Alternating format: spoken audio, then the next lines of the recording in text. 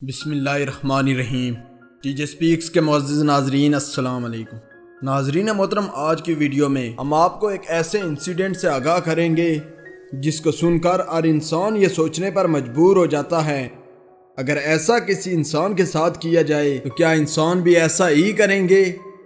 آخر جانوروں کے ساتھ ایسا کیوں کیا جاتا ہے؟ تو جی ہاں ناظرین محترم، آج کی ویڈیو میں ہم آپ کو ایک ہاتھی کے بارے میں بتائیں گے جو مسلسل 5 گھنٹوں سے ایک درخت کے ساتھ ٹھوکریں مار رہا تھا۔ جب پارک کی ٹیم اس کے پاس پہنچی، وہ دیکھ کر حیران رہ گئے۔ ان سب کو جاننے کے لیے ویڈیو کو آخر تک ضرور دیکھیں۔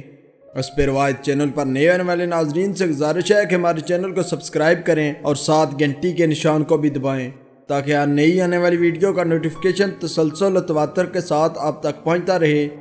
دوستو، اس کے علاوہ ہماری ان کاوشوں کا صلہ ہمیں لائکس اور کمنٹ سے ضرور دیں۔ ناظرین محترم، یہ واقعہ اناپولز نیشنل پارک زمبابوے میں پیش آیا۔ یہ پارک خاص طور پر جنگلی حیات کے بچاؤ کے لیے بنایا گیا ہے۔ اس پارک میں ہاتھی، شیر، تیندوے، ہپوز اور دوسرے کئی قسم کے جانور پائے جاتے ہیں۔ دوستو، یہ جانور اس پارک میں ہیں تو ان کو کوئی خطرہ نہیں اور نہ ہی کوئی شکاری ان کو نشانہ بنا سکتا ہے۔ اس پارک میں تمام جانور آرام سے درختوں کے سائے میں بیٹھتے ہیں، پانی میں مستیاں کرتے ہیں، لطف اندوز ہوتے ہیں۔ ایک دفعہ اس پارک کے سٹاف نے یہ دیکھا کہ ایک ہاتھی عجیب طریقے کی حرکات کر رہا تھا۔ وہ تقریباً 5 گھنٹوں سے ایک درخت پر ٹھوکریں مار رہا تھا۔ دیکھ کر ایسا لگ رہا تھا کہ وہ کسی چیز کو سر سے باہر نکال کر پھینک رہا ہے۔ وہ لگاتار اپنے سر کو ہلا رہا تھا اور درختوں کو ٹھوکریں مارے جا رہا تھا۔ ناظرین محترم، ان حرکات کو اناپولز کے سٹاف نے کافی دیر سے نوٹ کیا۔ آخرکار انہوں نے فیصلہ کیا کہ وہ اس ہاتھی کے پاس جا کر دیکھیں گے کہ آخر ماجرا کیا ہے۔ اس پر وہ ہاتھی کے پاس گئے۔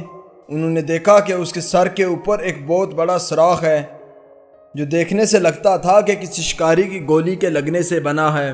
دوستو، اس علاقے میں عام طور پر یہ تاثر پایا جاتا ہے کہ ہاتھیوں کو شکاری گولیاں مارتے ہیں کیونکہ ان کی اووری بلیک مارکیٹ میں بہت مہنگی بیچی جاتی ہے، مگر یہ ہاتھی بمشکل سے بچ کر اس پارک میں آ چھپا۔ دوستو، سٹاف نے فوراً ڈاکٹر کو بلایا۔ جلدی جانوروں کے ڈاکٹر کی ٹیم آ پہنچی۔ انہوں نے اپنا کام کرنا شروع کر دیا۔